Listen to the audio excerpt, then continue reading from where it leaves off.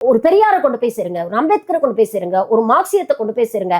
இப்ப விஜய் கட்சியிலேயே நீங்க வந்து 5 கொள்கை தலைவர்கள் வச்சிருக்கீங்கல்ல, அவங்கள பத்தி விஷயங்கள் வந்து ஒரு சின்ன கேப்சூலா ஒரு 2 நிமிஷம் வீடியோவா ஒரு இன்ஸ்டாலயோ இல்ல ஒரு இதுலயோ போடுறதுக்கு வந்து எவ்வளவு நேரம் ஆகுங்க?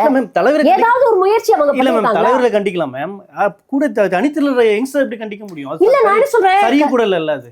கண்டிக்கல. நம்ம தலைவரை தானே, நம்ம கிட்ட போதாமை இருக்குல்ல, நம்ம தலைவரை நாம அப்டேட் கூட ஆகலன்னு கூட சொல்லலாம். நான் இல்லவே இல்லன்னு சொல்லி நம்ம கிட்ட போதாமை இருக்கு அப்படிங்கறத நான் ஒத்துக்கிறேன்ல. இப்ப நீங்க தானே சொல்றீங்க நான் திராவிடத்துக்கு மாற்று அப்படின்னு நீங்க சொல்றீங்க. நீங்க 5 கொள்கை தலைவர்கள் வச்சிருக்கீங்க உங்க கட்சியில. இந்த கொள்கை தலைவர்களை பற்றிய ஒரு சிந்தனைகளை இல்ல அவங்களுடைய சித்தாந்தம் என்ன, அவங்களுடைய கொள்கை என்ன அப்படிங்கறத எங்கேயாவது கேப்சூல் பண்ணி அந்த தொண்டர்கள்கிட்ட கொண்டு போய் சேர்க்கணும்னு நீங்க முயற்சி பண்ணிருக்கீங்களா?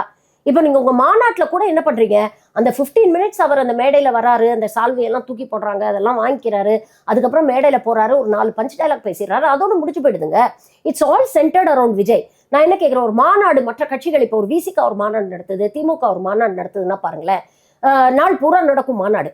காலையில அடுத்த கட்ட தலைவர்கள், 3ஆம் கட்ட தலைவர்கள், 2ஆம் கட்ட தலைவர்கள்லாம் பேசுவாங்க.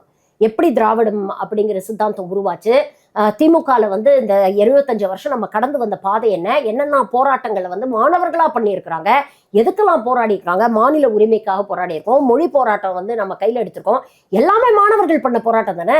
இதெல்லாம் வந்து சொல்லுவாங்க, சொல்லி இன்னைக்கு இருக்கக்கூடிய தலைமுறைக்கு இதெல்லாம் புரிய வைக்கிறாங்க. இதெல்லாம் முடிச்சதுக்கு அப்புறம் அடுத்த கட்ட தலைவர்கள் வந்து பேசுவாங்க.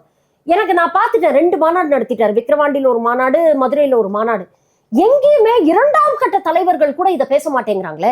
விஜய் பேசல, சரி அவர் வராரு, அவர் 15 நிமிஷம் தான் பேசுறாரு, ஓகே, அவர் வந்து அவர் ஜென்சி, அவருடைய ஃபேன்ஸ்க்கு பிடிச்ச மாதிரி அவர் பேசிட்டு போறாரு. அடுத்த கட்ட தலைவர்களை பேச சொல்லலாம்ல.